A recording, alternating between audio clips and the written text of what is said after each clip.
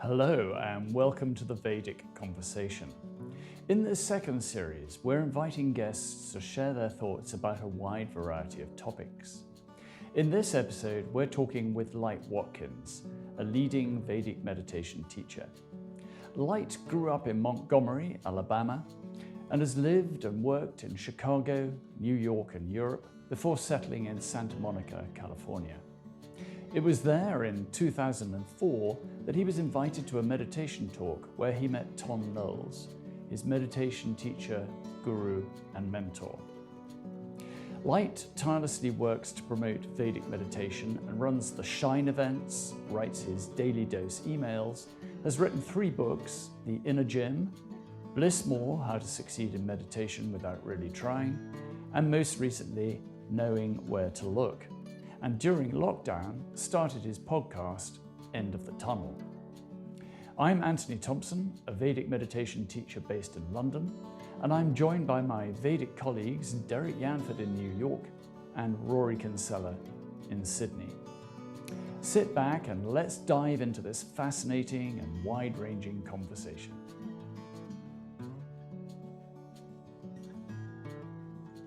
So Light, welcome to the Vedic Conversation. We're just delighted to have you here. You have played a big part in our evolution as Vedic meditation teachers, as a friend, as a mentor, as an inspiration, and as just a good all-round guy who's always happy to give us some strong advice, which we gratefully receive and hopefully enact on. So you have had a busy year. You've had a busy year because you have just published your new book, Knowing Where to Look, which I see was published in May.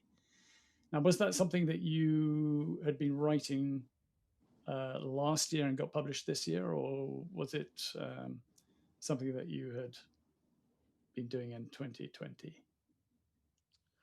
I wrote Knowing Where to Look during 2020 for the most part.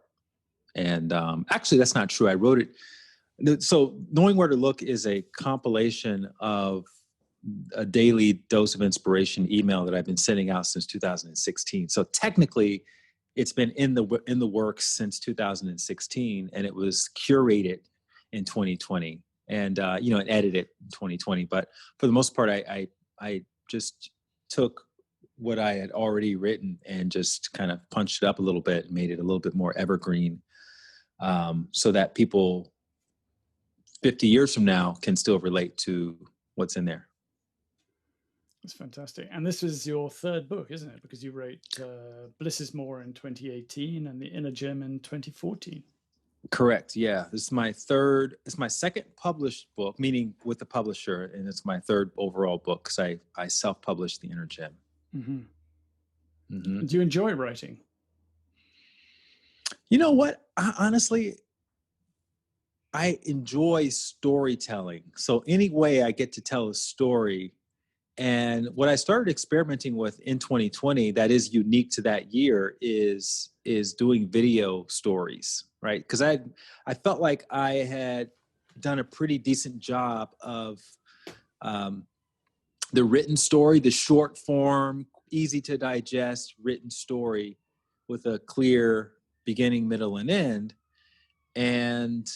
But I wasn't that comfortable telling stories on video. So I kind of forced myself to do that by posting a video a day on social media with a story that was anywhere from 1 to 5 minutes long. And that was really interesting because, it's a different type.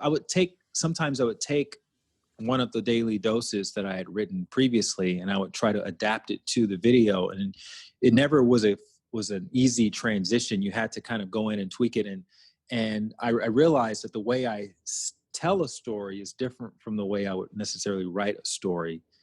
And so, all of these things, what I found interesting was really just the process itself. And then when you're teaching, you guys are all teachers. When you're teaching, what you end up doing is drawing from the stories that you've practiced telling. Like I heard a really great story yesterday on social media. Somebody had posted something and I just really liked the way the woman said it. And I immediately wrote it down just to see it written out. And then now I'm going to like rehearse my retelling of that story. So then at some point, maybe 3 months from now, I'll be in a, giving a talk somewhere, and then that story will be relevant to use, and I will have already rehearsed it. I find that when you do that as a teacher, which, as we've talked about before, you're really a storyteller. You want to be able to tell these stories with as much economy as possible, just to keep people engaged. So that's kind of the end goal, is just to how can I tell this story better and better and better.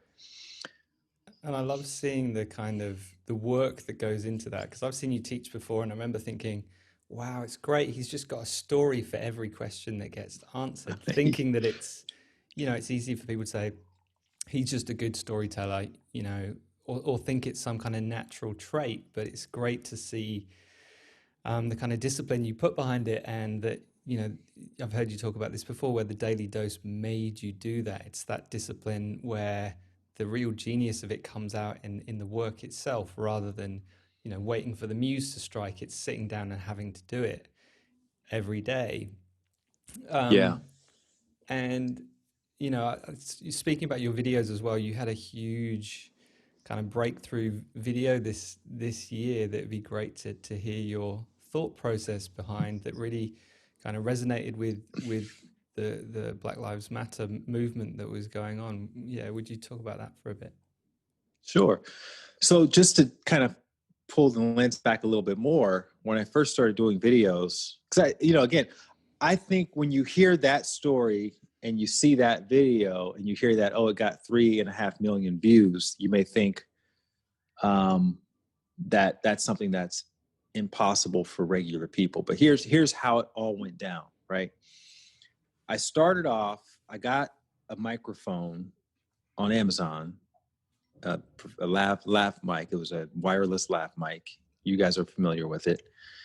And I decided to take that opportunity with the lav mic to test it out and practice being on camera, right? I was in Mexico City, and I sat down and wrote out, I was like, I'm going to do a video. What am I going to do it about? So I wrote out a thing, bullet points, and it turned into this video about, what was it about? It was about like believing in yourself or something like that. And that was it. I posted it, and just as a raw video about believing in yourself. So I thought it was a pretty tight story, maybe 2 or 3 minutes long. And then the next day I decided to do it again. And there was no intention to like do one video a day or anything like that. It was just like, let me just practice it again. I was so excited about learning how to do this and seeing it all come together.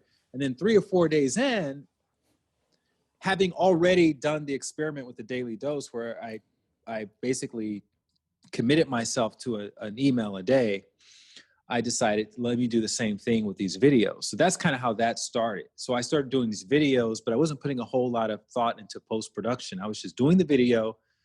So there was some pre-production happening, in the sense that I was writing out what I wanted to say so that I can be clear and succinct.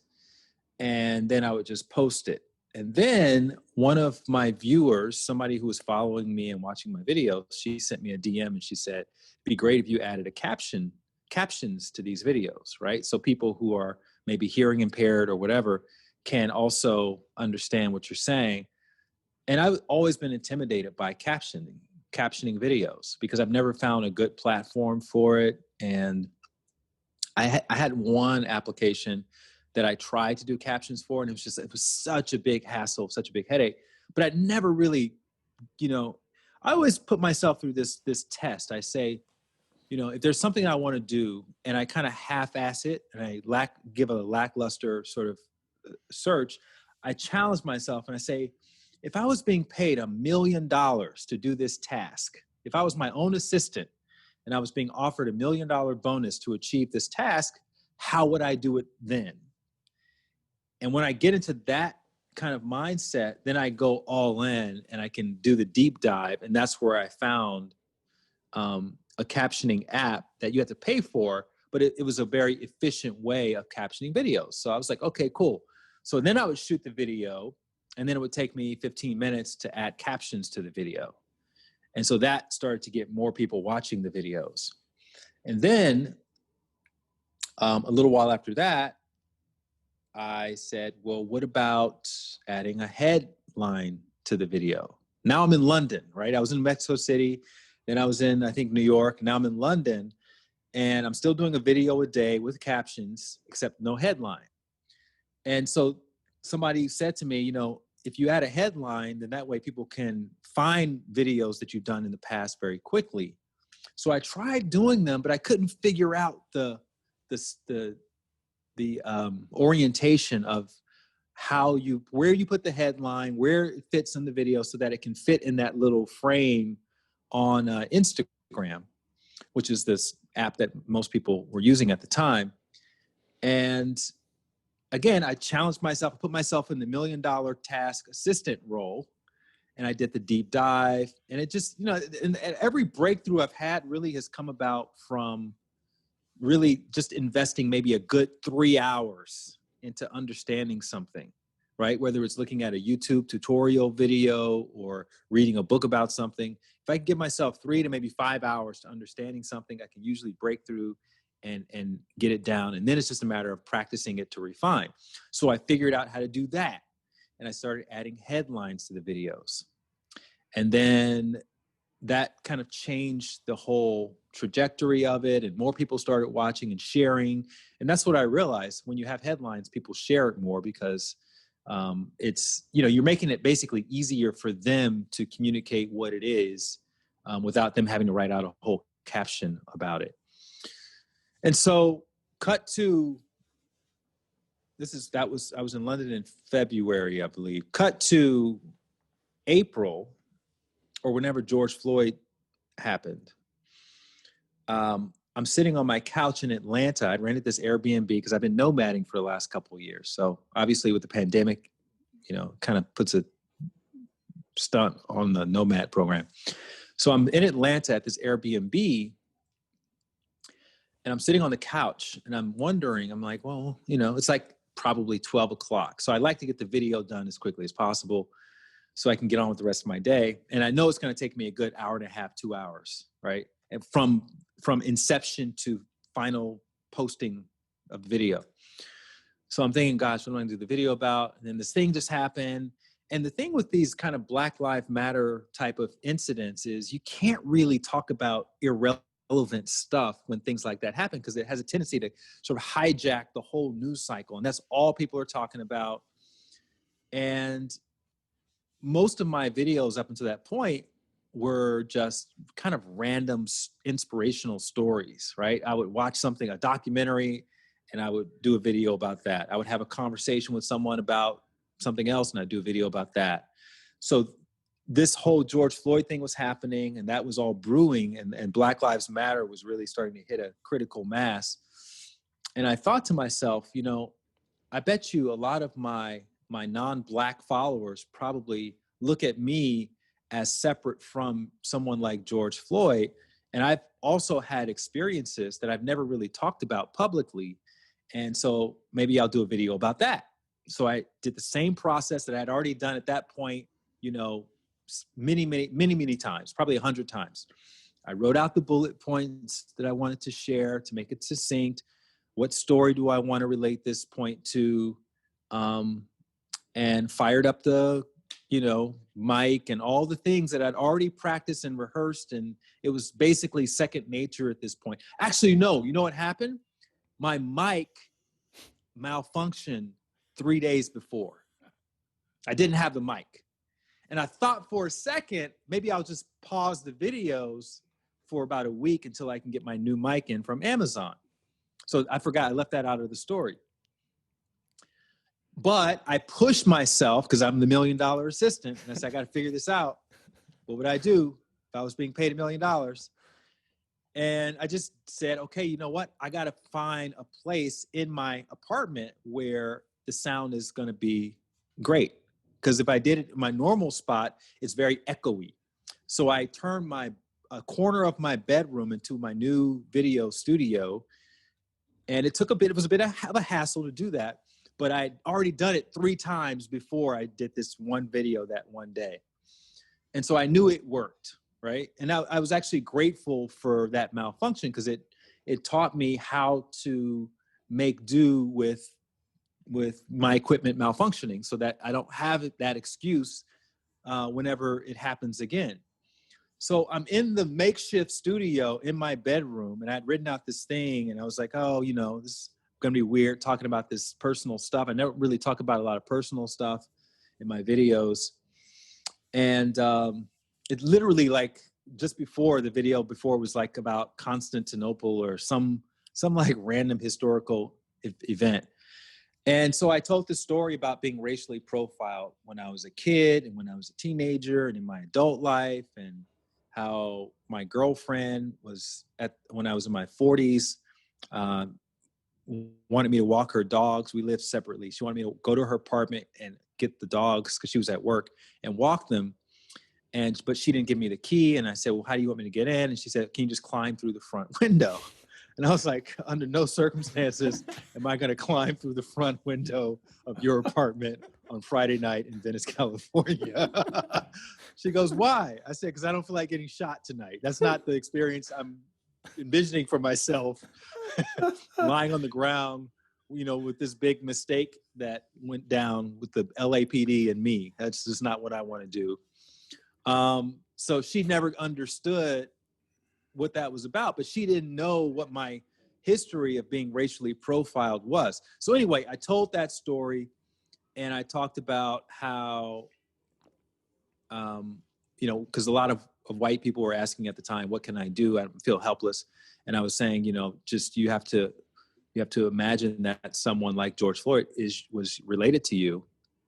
If it was your brother who got suffocated by the cops, or if it was your sister or whoever, what would you do in that situation? And that's what you should do, right? And so I thought it was a pretty decent video, but I seriously didn't give it any more consideration than any other video. It was another story. I thought it was relatively, it was only relieving because I didn't have to come up with something else that day. Like I was like, as soon as I lock in on a story, I'm like, yes, okay, fine. Let me just shoot this really quickly so I don't have to think about it anymore. I can get on to doing my taxes or whatever else I've got going on. Because I'm used to just trying to scrape the bottom of the barrel some days, trying to find a relevant story. And so I posted it, and I like went on with the rest of my day, went out to the park, walked around the park, blah, blah, blah. And I looked at my phone later, and the video had gotten 10,000 views by 3 hours after I posted it. And I thought, oh, that's really cool. That was by far my most popular video that I had done recently.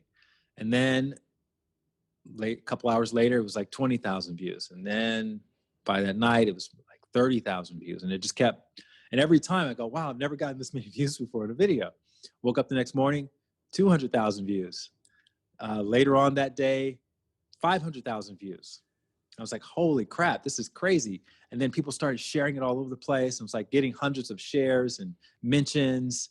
And long story short, long story long, by the end of the week, it was at 3.5 million views. And I'd been hit up by all these like celebrities and people wanting to, hear my thoughts on everything under the sun related to social justice and racism and whatnot. And then, of course, I said, okay, well, obviously people want to hear more stories like this. So I started telling more stories. And it turns out I actually had a lot to talk about related to my experiences, or just social justice in general, because I grew up in the South, in the birthplace of the modern civil rights movement. Literally, it was my hometown. And so that conversation has been had with my family almost my entire life, but I never really had an outlet to talk about it so openly. So and those subsequent videos were getting, hundreds of thousands of views as well. And so it just turned into this whole thing, but it was really just, it's like if it was a set of waves, it's like I just kind of caught this wave that I didn't even realize I was catching. And next thing I know, I'm on the 100-foot wave surfing it. And it felt really amazing, you know, and because it was, I'd imagine oftentimes I'll relate it to the Me Too movement. Like if you're a woman who's been victimized by some sort of sexual harassment or something like that, and now you finally have a platform and a moment to talk about what you have experienced without being seen as, you know, someone who's playing the victim, because that's how it was portrayed leading up to that moment. If you were to come out and say, oh yeah, there's racism, people say, why are you playing the victim? You know, there's no racism anymore. But since George Floyd happened on camera, you have people, you know, across the spectrum who are now openly acknowledging, oh yeah, there is systemic racism, there is social injustice, depending on your skin color and depending on your proximity to the South or wherever. And then of course, more events started coming out. So I've started to weave in that social justice commentary into my daily videos, which I'm still doing to this day. Although I've gone back into the archive and I've archived those first few months of videos before I started doing the captions and the titles, just to make them a little bit more consistent. But I still have them, and maybe one day I'll put them back up just to show people where it all came from. But that's a long answer to your question about that video. But it's a good story. It's a fantastic story.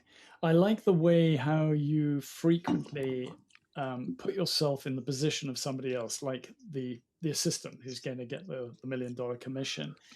And I think it's a fascinating way of working and approaching an issue or a challenge, that you put yourself in somebody else's shoes and say, okay, well, how's it going to look from that position? And I think it's a brilliant way of unlocking perhaps lack of imagination, or if you feel you're not creative, or you're feeling you're getting stuck, that you just put yourself in a different position and suddenly it all starts to loosen up.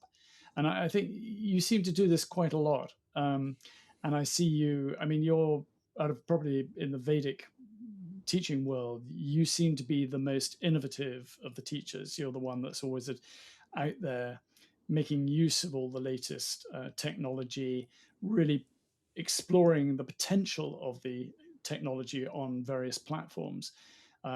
To my knowledge, you're the only speaker, only teacher who's ever spoken at TEDx, and you've got a lot of views for that. You've published more books than any other Vedic meditation teacher. You're running, your social media programs seem to be more prolific than anybody else. What's the burning desire? What is inspiring you? What is propelling you to have this fantastic, consistent daily output? Wow. Thank you so much for acknowledging all of that. It's interesting to hear it reflected back, because I don't really think about it very much on a day-to-day, moment-to-moment basis. It's interesting. I think that the key is honesty. I'm a lazy son of a bitch when I want to be. But, I think we all have that lazy side of us, but we'll excuse it by lying to ourselves and saying, I don't have time, or, it's not possible. And so I'm just more willing probably than a lot of people to be honest with myself about the fact that I'm just being lazy. And so I like to give myself thought experiments like that to expose my own inherent laziness. And once it's exposed, I have to do something about it, right? Otherwise, I have to live with the fact that I'm just a lazy bastard. And I don't like seeing myself in that way. So I love going out of my way to make myself accountable. And a quick story I'll share related to that was with my first book, the one that I self-published, which, again, whenever we take on these kinds of projects, the intention is always great. And also the busyness, the reality of life being busy is also, it's real.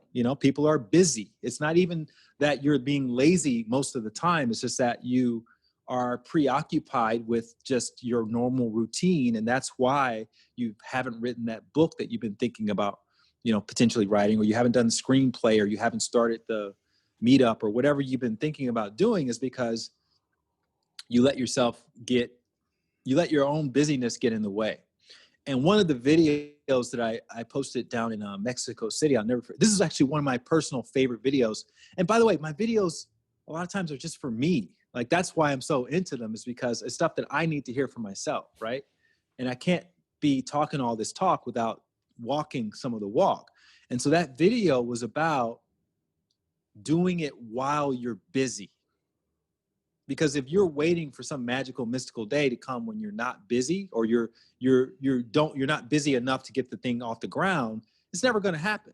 So you got to be honest with yourself about the fact that, hey, I'm going to be busy every day. I mean, think about that. Like, how often do you wake up? And I'm speaking generally now. How often do you wake up and you say to yourself, oh, I've got all day to do nothing, right? It doesn't happen that often. And even if you don't have anything on your agenda, you'll be busy maybe taking a shower, and then you'll be busy making coffee, and you'll be busy catching up on your television shows, and all those things, are legitimate.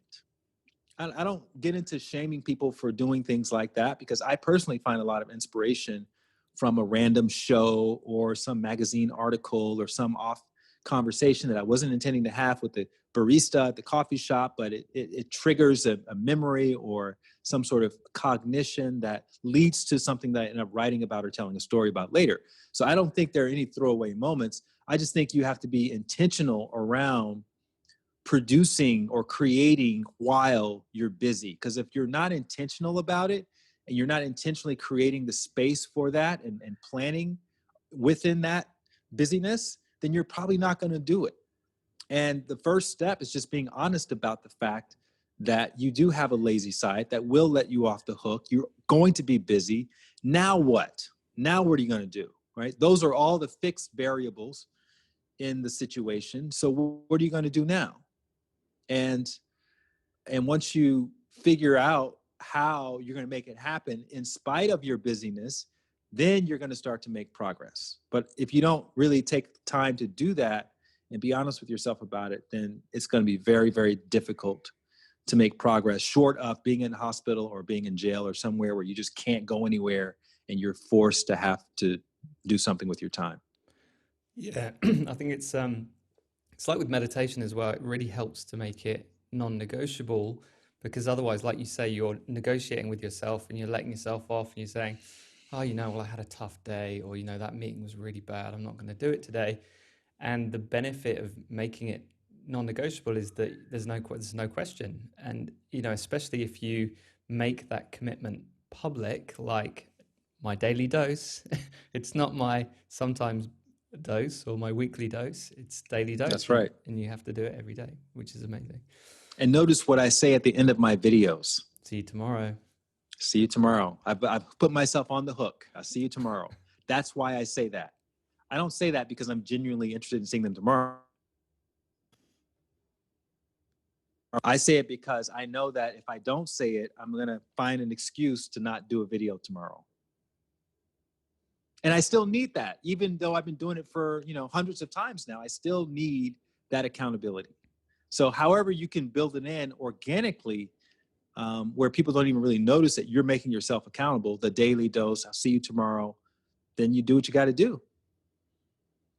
No, it's truly inspiring. I know that I get a lot of value from your videos, and I often reference them when I'm talking to my students and whatnot. But in terms of honesty, I'd love to go back to something that you said earlier about an assumption that you had made about maybe some of your white friends who were reaching out to you, who maybe were under the impression that the way that you experience racism might be different from what they are expecting. And I was just curious if you wouldn't mind unpacking that a little bit more. What did you mean by that? And what did you discover in your conversations? So, when in America, especially, a lot of these incidents with police and people of color have been filmed. And a lot of times you don't see people with suits on, You don't see people who are, coming out of a luxury car. It's usually people who are dressed very casually, people who may appear to be resisting arrest. And basically what happens is a lot of times the cops are going to lower income communities, and they're targeting people very specifically who cannot fight them back, who don't have the resources to take legal action against the police brutality. So, you can't imagine a squad car of police officers going through Beverly Hills, spotting somebody who looks quote unquote suspicious, a young white boy walking up the sidewalk, getting out of the car, and then roughing him up on, that never happens. Sure, white people get stopped all the time. In fact, statistically, I would even say white people get stopped more than black people, because there are more white people in this country, in America, than there are black people percentage-wise.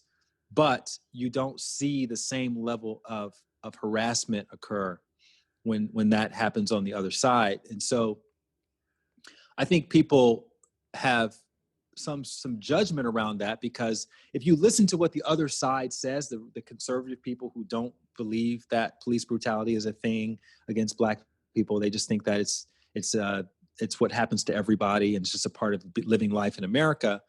They'll suggest things like, well, what did they do? They must have done something. And they start researching the victim's past. And if the moment they find a warrant or summons or anything that indicates that person doesn't have a crystal clean record, then they'll say, okay, well, yeah, that person was doing something. They must have said something. They must have, the police officer must have known something about their past. And that's why they did what they did. And so when I say that people don't look at me in the same light, what I'm referring to is they wouldn't look at me as someone who has a criminal record, because I don't have a criminal record. And so they wouldn't put me in the same category as someone who the police would stop and maybe assault or maybe treat in an overly aggressive manner. And the reality is I have been stopped. And while I have not been treated in that manner, I know so many people who are, people of all walks of life. And we saw with that one video of the bird watcher in New York's Central Park, it's a guy, Harvard graduate, bird watching. Like, that's the most bougie thing ever.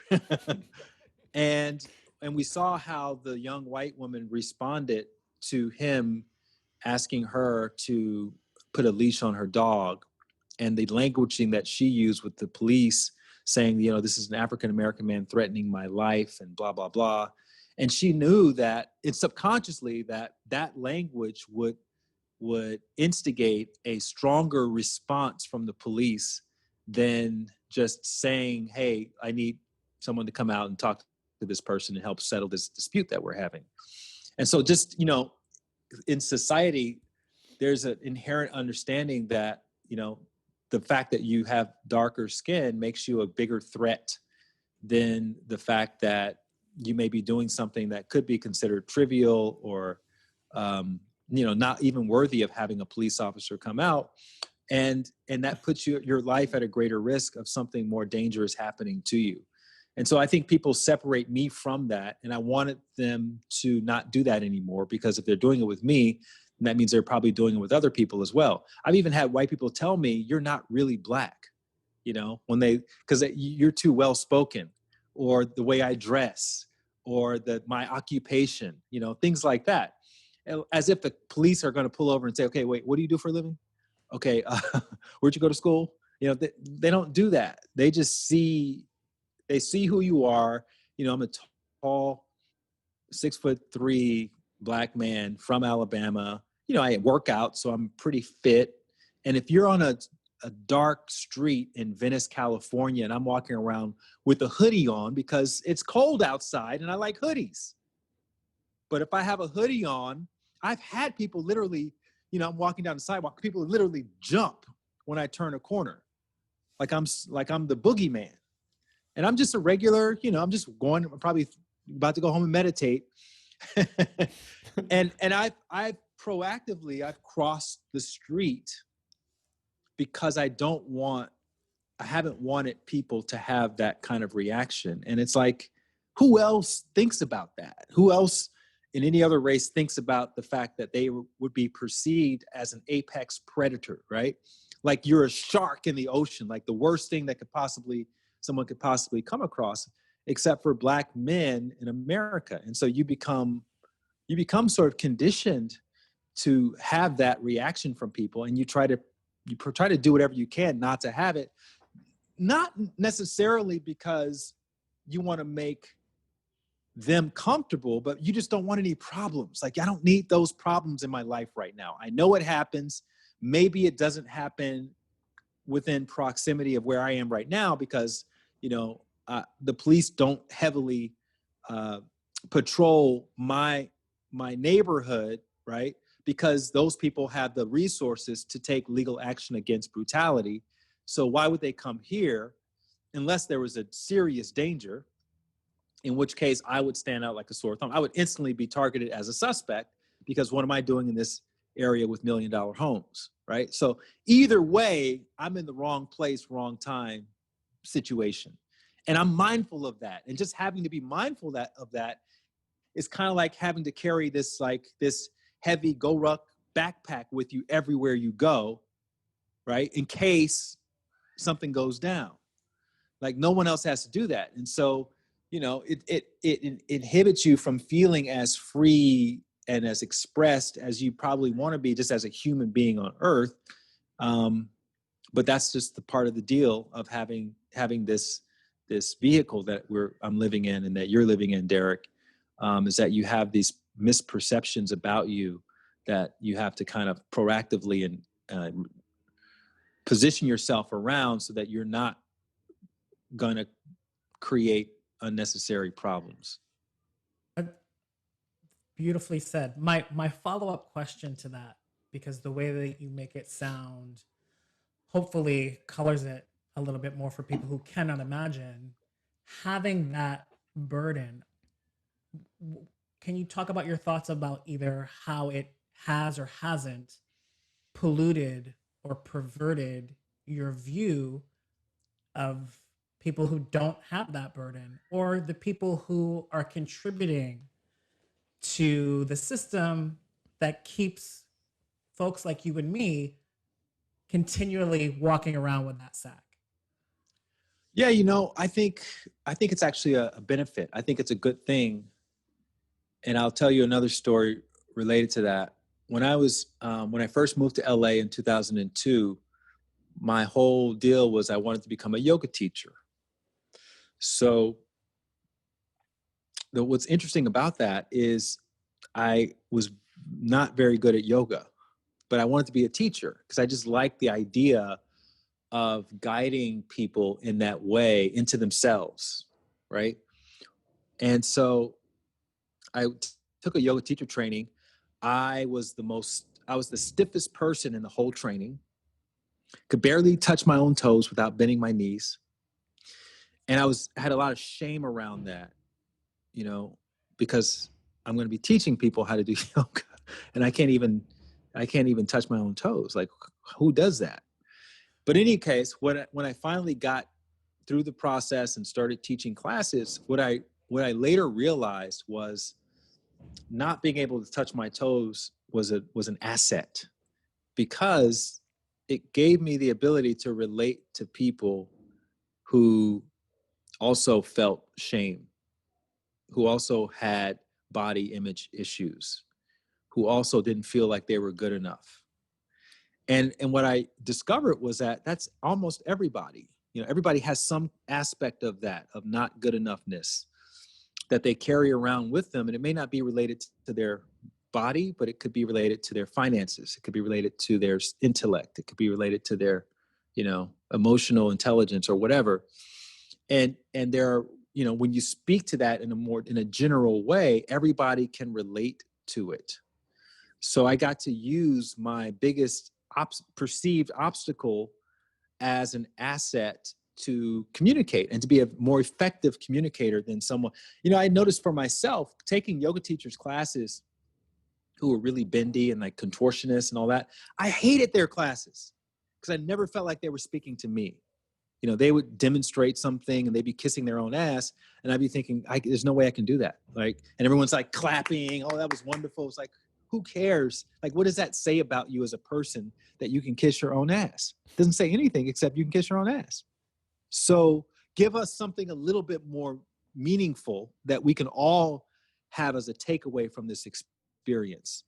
And so that became my goal with every yoga class that I taught, right? And so I think the same thing applies to black people uniquely. You know, you've had to adapt to the white world. So you know what that experience is like. You've been around, if you've worked in a professional environments in major cities, you've been around white people so much that you kind of know how they think culturally, right? So you know how the culture of whiteness sort of thinks about things. You know, if you speak English and you articulate, you're perceived as smarter. If you speak Ebonics, you're perceived as dumber. If you speak with a heavy Southern dialect, you're perceived as being slow. You know, and all of these different things which are mostly untrue and misconceptions, but that's kind of how the dominant culture perceives these things. So you've had to experience that. You've had to adopt in that, especially if you are interested in moving up through that world to work at the upper echelons of society. You have to know how white culture thinks, right? There's no way around that. Unless you're an entertainer or something like that, in which case you embrace whatever your upbringing was, but you need to hire people who understand dominant culture. You need to hire accountants and lawyers and agents and managers who understand the dominant culture to do the negotiations and the deals for you.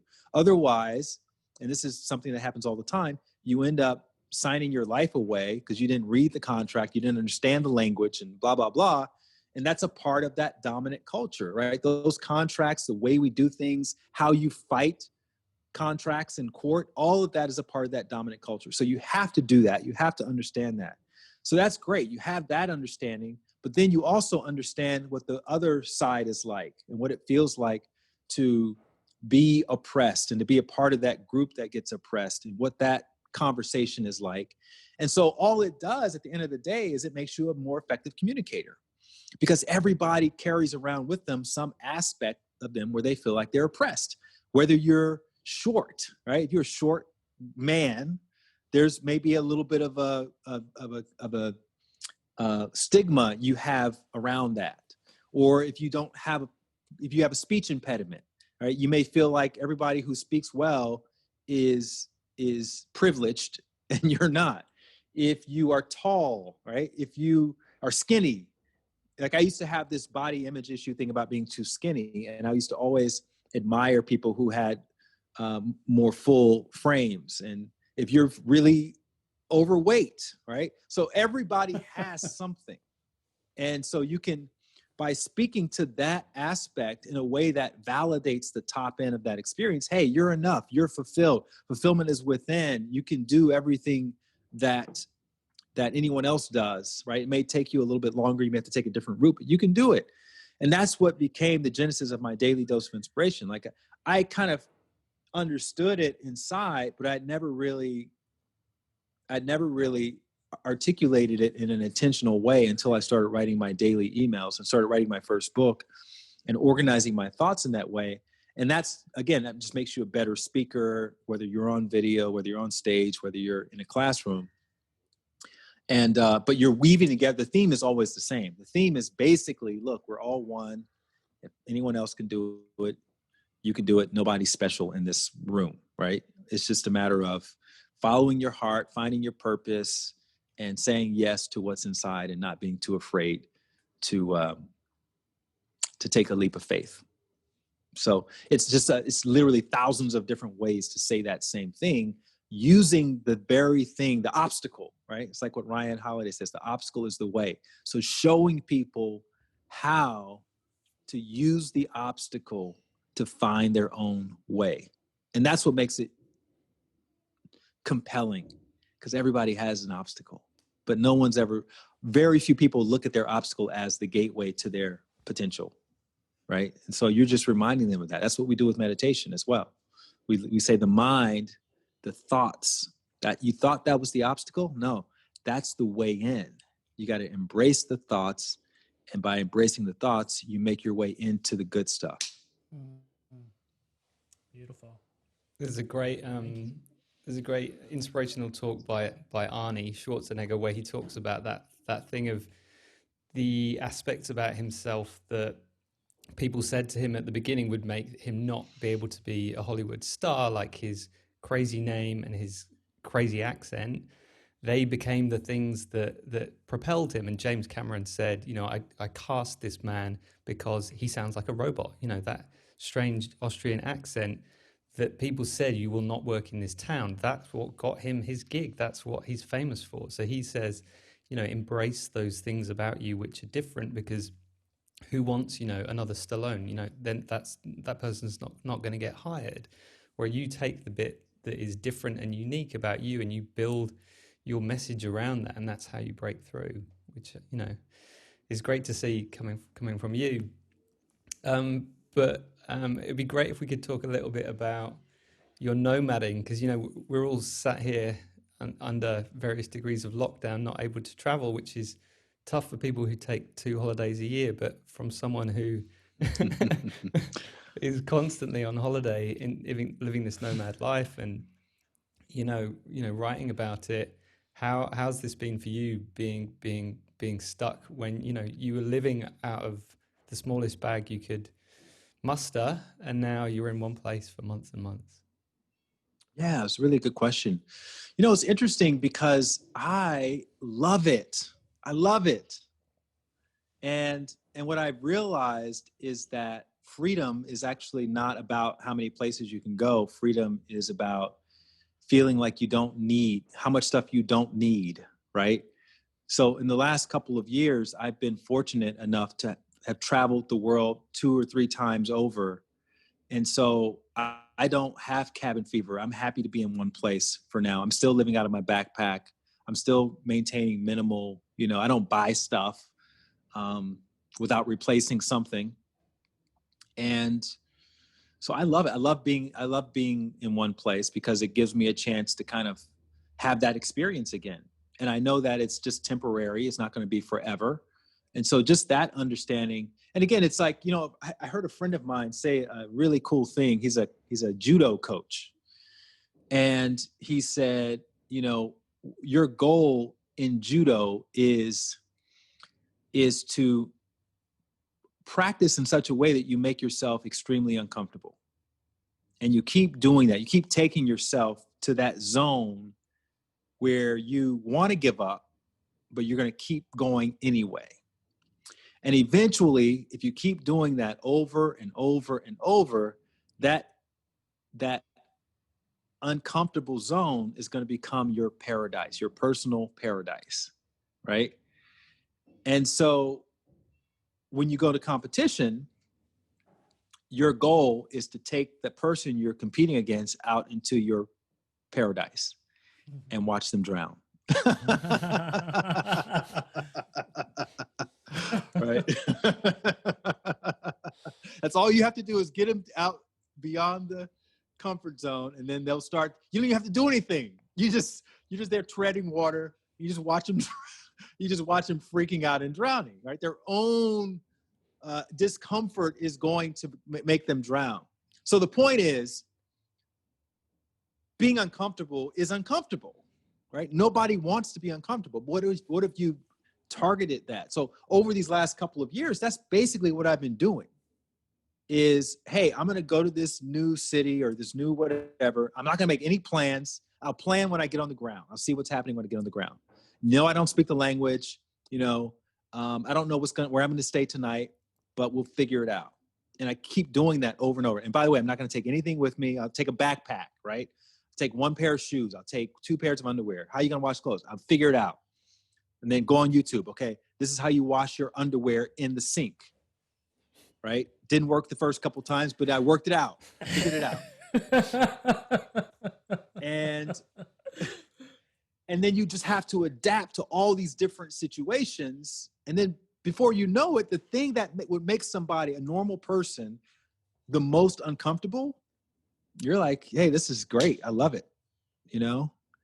And that's where you want to, if you can make that your paradise, then I can be in a place with a Christmas tree. I could be in a place, you know, that's palatial. I could be in a hostel. I could be anywhere really. And it's fine. I don't need anything, you know. I'm very happy with my own company, all those things. It's all fine. And you guys know from being in India, like if you can do India, for a few weeks or a month, you could be anywhere really. Because India is the countrified version of making the discomfort zone your paradise.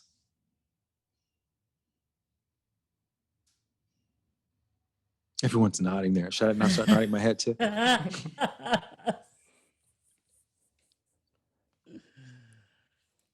I'm curious then, like, I've heard you mention before too, this is along the same lines, like if your friends aren't saying to you, okay, now you've gone too far, you're crazy now, then you haven't gone far enough.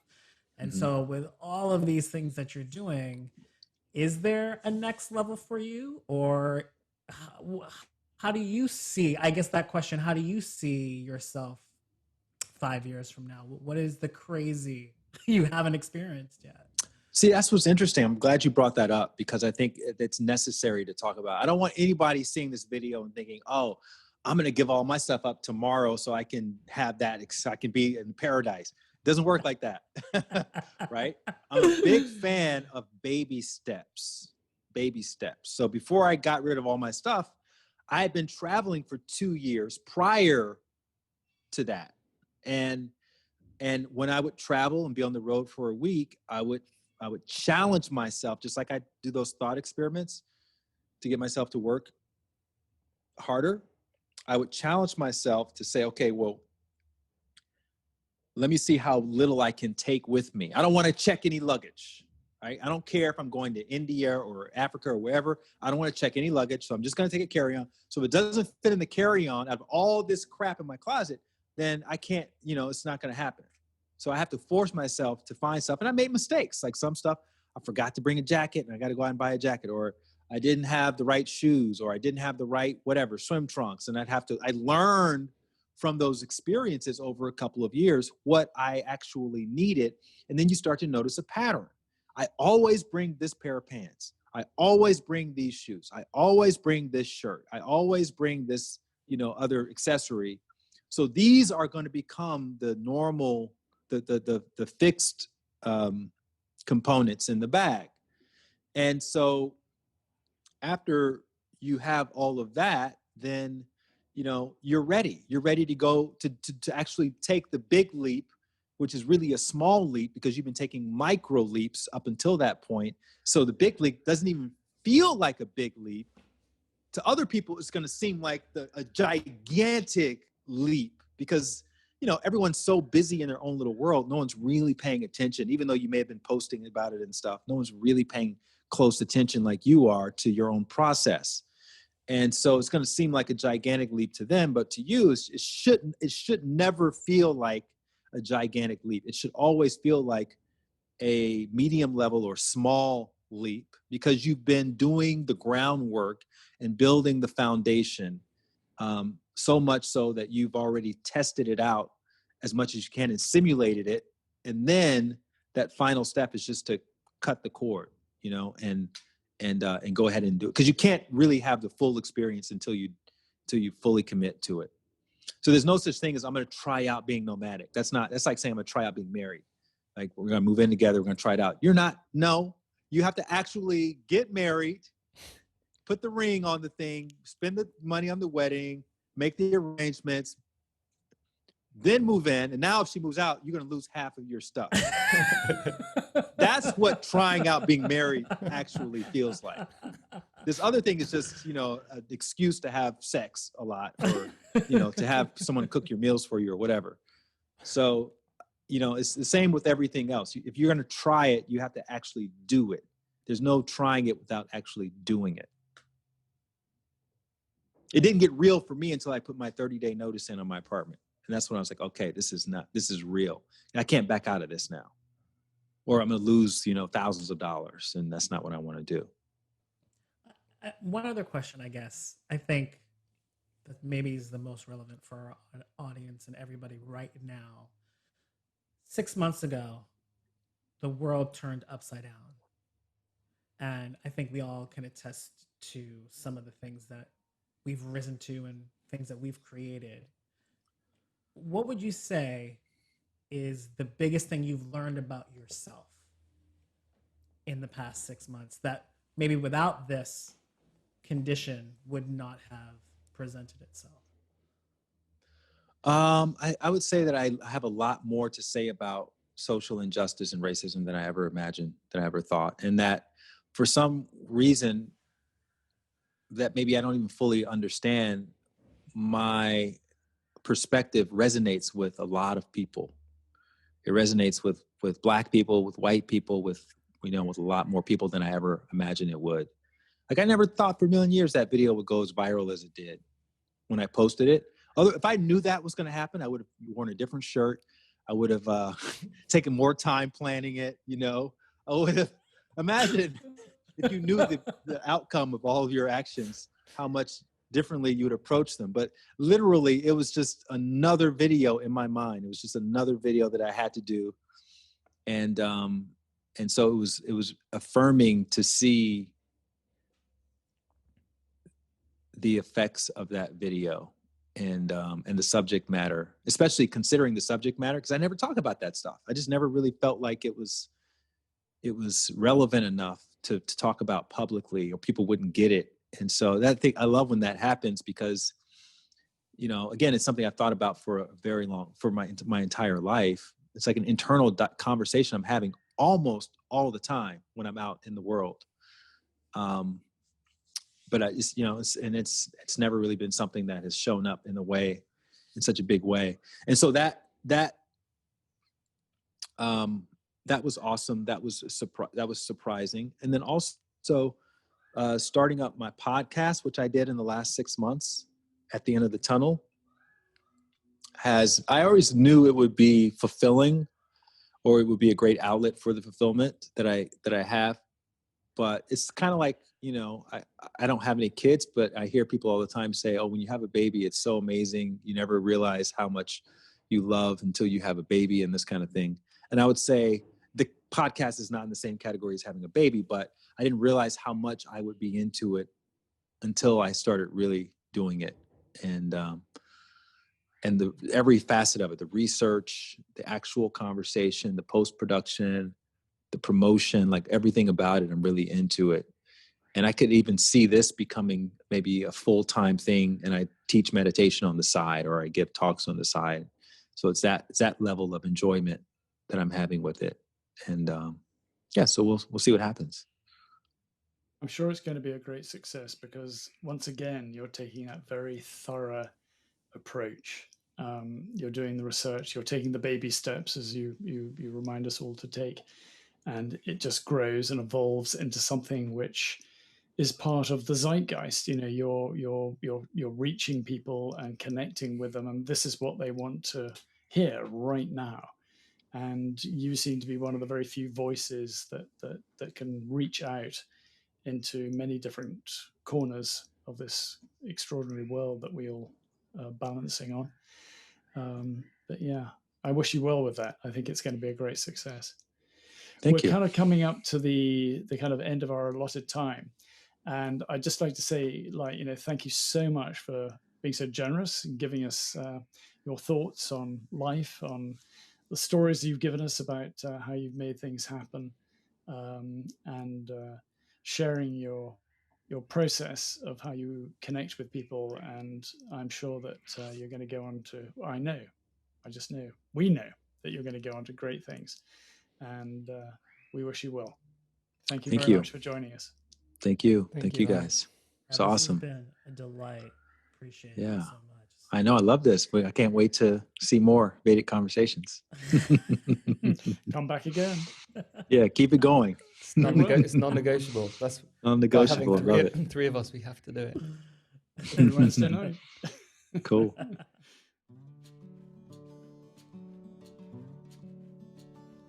I'm sure you enjoy listening to that as much as we did talking to Light. One of the things that struck me from this conversation is how, when we consciously turn our attention to opportunities which lie inside obstacles, we can turn things around. It's when we're prepared to be open-minded and let go, remembering that control is opposed to evolution, that exciting things start to happen. I don't know about you, but the $1 Million Assistant is coming to work for me. If this conversation reminds you of similar issues or occasions, we'd love to hear about them and have you join the conversation. Please send them through to us at stories@thevedic.conversation.com or post them on social media with the hashtag #TheVedicConversation.